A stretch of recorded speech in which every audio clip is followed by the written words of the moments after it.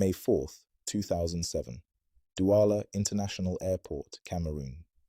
A violent thunderstorm has grounded most flights, but one aircraft is preparing to defy the weather.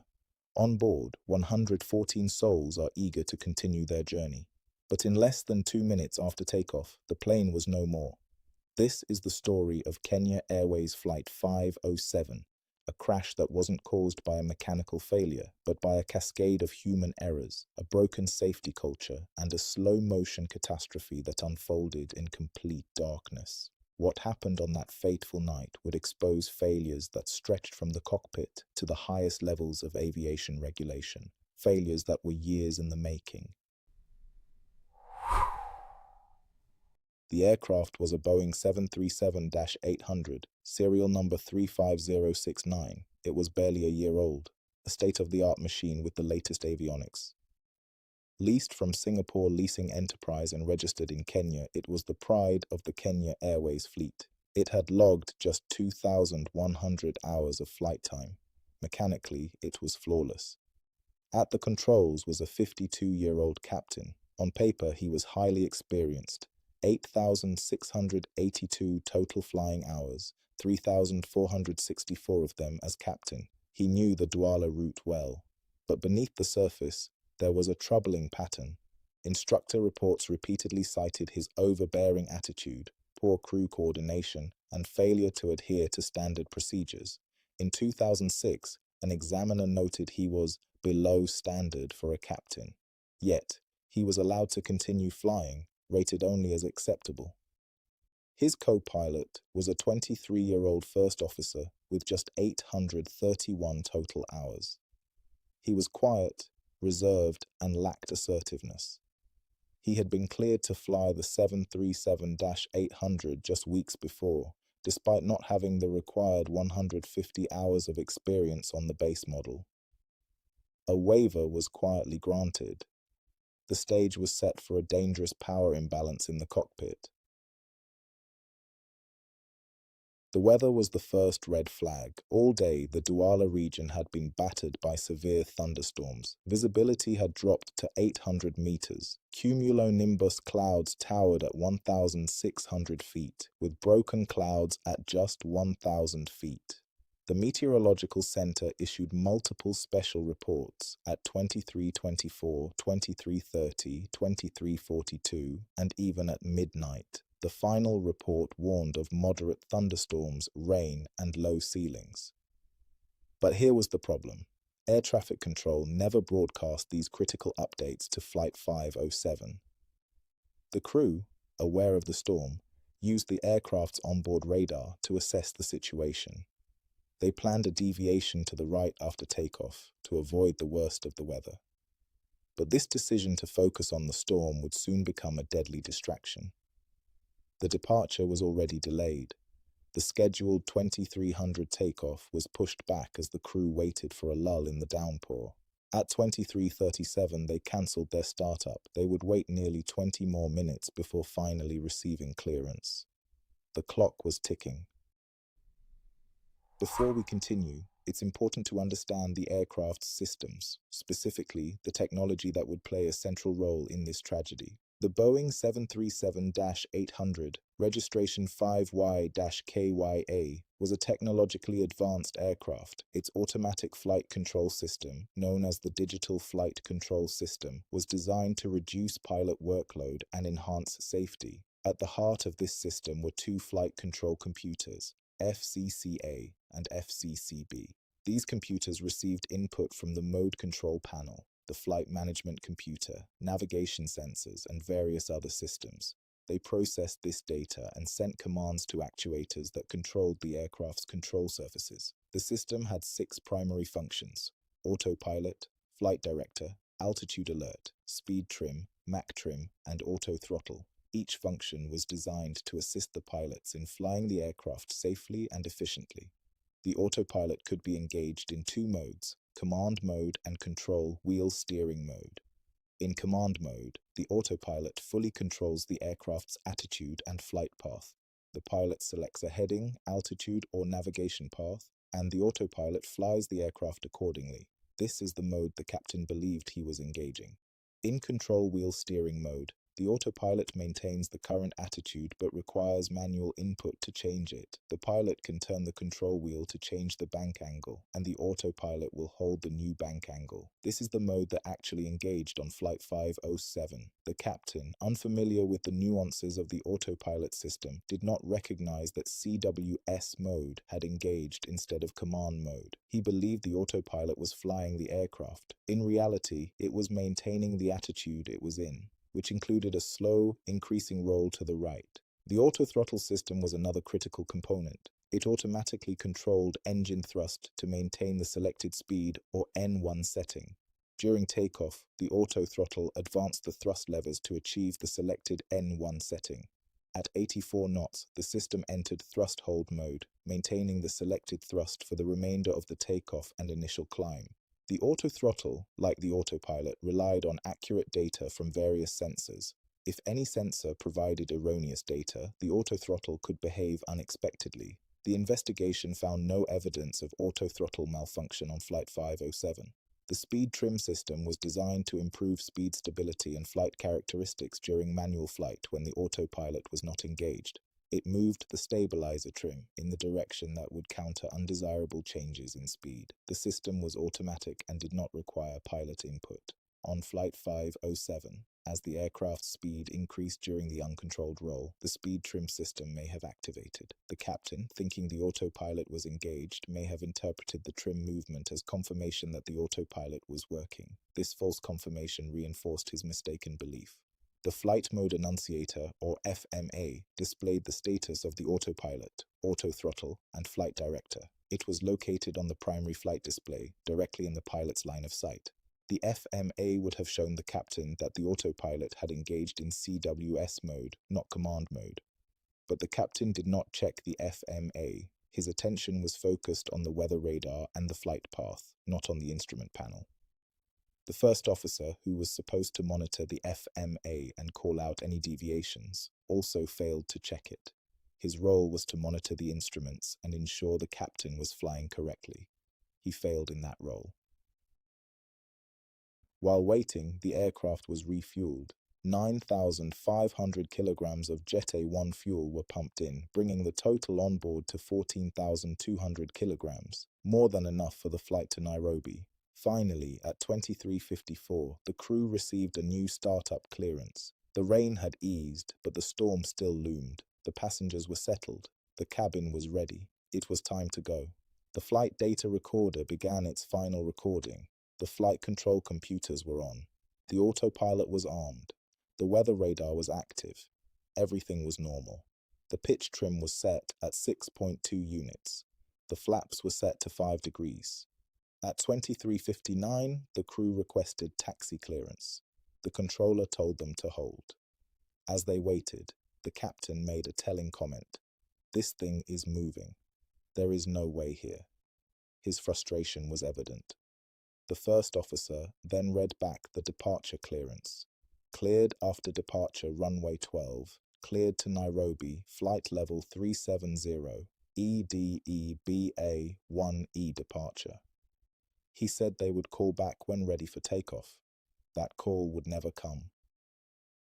At 0 hours 5 minutes 26 seconds, the takeoff roll began. The captain was the pilot flying. The N1 thrust stabilized at 99%. The aircraft surged forward into the wet, dark night. At 000552, the automated V1 call sounded. The first officer confirmed it. At 000555, he called rotate. The captain pulled back on the yoke. At 000600, the aircraft was airborne. Almost immediately, a problem emerged. The aircraft had a distinct, perceptible tendency to roll to the right. The captain applied 30 degrees of left control wheel to counter it. He released the pressure and the aircraft rolled right again. He corrected again. This was not a malfunction. It was a known characteristic of this specific airframe. The right rudder trim had been set slightly to the right, and there was a minor manufacturing asymmetry. The captain had to hold the wheel about 8 degrees left, just to keep the wings level. The captain managed the roll tendency through 500 feet. He continued to correct through 1,000 feet. He was on top of it. He called for HDGSEL, heading select. The first officer responded, select checked. And then, at exactly 1,000 feet, the captain released the controls. He assumed the autopilot would take over, but it didn't. A common phrase echoed in aviation: "I've got it now, you've got the speed." But this time, there was a critical misunderstanding. The autopilot was not engaged. For the next 55 seconds, no one touched the flight controls. The aircraft was flying itself, and it was flying itself into danger. Without any input from the pilots, the aircraft's natural tendency took over. It began an uncommanded, slow roll to the right. The first officer, who was supposed to be monitoring the instruments, made heading selections on the control panel, but they had no effect on the aircraft's actual heading. At 000628, the captain said, "I will keep somewhere around here." He was referring to the weather deviation. He was distracted. At 000640, the first officer called N1. As climb power was selected, the captain responded, "Okay, command." This was the decisive moment. The captain thought he was engaging the autopilot, but he was pressing on the control column, which prevented the autopilot from engaging in the command mode. Instead, it engaged in a lesser mode called control wheel steering, which required manual input to change attitude. He didn't know this. The aircraft's right bank continued to increase. The captain, thinking the autopilot was flying, remained unaware. The first officer, seeing the heading changes on the panel but not the aircraft's actual attitude, said nothing. At 000655, the heading selection was moved from 139 degrees to 120 degrees, a left turn command. But the aircraft was still banking right. The disconnect was complete. The captain's words were prophetic. At 000712, he asked, "Through here is okay, isn't it?" The first officer responded, "Okay." They were discussing the weather avoidance. They had no idea the aircraft was in a 24-degree bank and climbing through 2,600 feet. Then, the silence was broken. The bank angle warning horn screamed at 34 degrees. The captain was startled. He grabbed the controls, but in his confusion, he made a fatal error. He turned the wheel further to the right. The bank angle, instead of decreasing, surged. To understand what happened next, we must first understand spatial disorientation, a phenomenon that has claimed more aircraft than any mechanical failure in aviation history. The human body is not designed to fly. The inner ear, which helps us maintain balance, contains fluid-filled canals that detect motion. But these canals can be fooled. They sense acceleration, not constant speed. They sense changes in direction, not steady turns. In the dark, with no visual references to the ground or horizon, a pilot's inner ear can send false signals to the brain. This is spatial disorientation, a divergence between what the pilot perceives and what is actually happening. The investigation identified 3 types of spatial disorientation. Type 1, non-recognized. The pilot experiences no symptoms but perceives the aircraft to be in a different attitude than it truly is. This is what happened on Flight 507. The captain believed the aircraft was straight and level. In reality, it was slowly banking right. Type 2, recognized disorientation. The pilot recognizes the conflict between their senses and the instruments. The captain experienced this when the bank angle warning sounded at 34 degrees. Type 3, incapacitating disorientation. The pilot becomes overwhelmed and unable to function. The captain may have been approaching this state in the final moments. One specific form is particularly relevant to Flight 507, the leaning illusion. When an aircraft enters a slow, constant turn, the pilot's inner ear may not register the motion. The brain interprets this as straight and level flight. When the pilot looks at the instruments and sees the aircraft banking, their brain may interpret the instruments as wrong. The pilot feels they are flying straight and level. They may correct by turning the wheel further into the bank. This is exactly what happened on Flight 507. The captain, feeling the aircraft was straight and level, turned the wheel further right when the bank angle warning sounded. He was trying to correct what felt wrong, but his instincts were betraying him. External visual references are crucial for avoiding spatial disorientation. On a clear night, a pilot can use lights on the ground to maintain orientation. But on Flight 507, there were no cultural lights, no city lights, no road lights, no house lights. The aircraft took off into a dark, moonless night over a mangrove swamp. The swamp offered no visual references. The sky was obscured by storm clouds. In those conditions, the instruments were the only reliable source of orientation, and the crew failed to monitor them. The bank angle warning was a startle event. When the warning sounded at 34 degrees of bank, the captain's brain was flooded with adrenaline. At 0 hours, 7 minutes 23 seconds, at 2,770 feet, the captain tried to engage the autopilot again. It engaged in control wheel steering mode. The bank angle stabilized momentarily at 50 degrees. The captain thought he had saved it, but he had no understanding of what the autopilot was actually doing. 5 seconds later, he resumed manual control. His inputs were erratic: right wheel, right rudder, left rudder.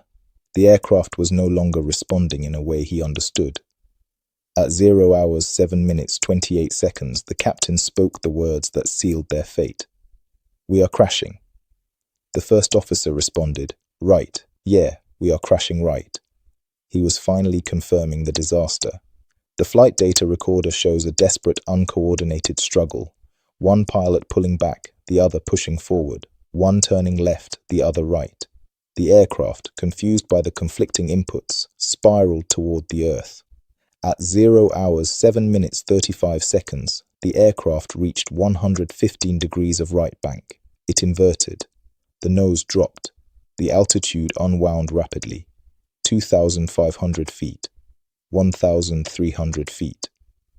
At 0 hours, 7 minutes, 42 seconds, the aircraft slammed into the mangrove swamp at 287 knots. It hit with the force of 114 times the force of gravity. There were no survivors. In just 102 seconds from takeoff, it was over.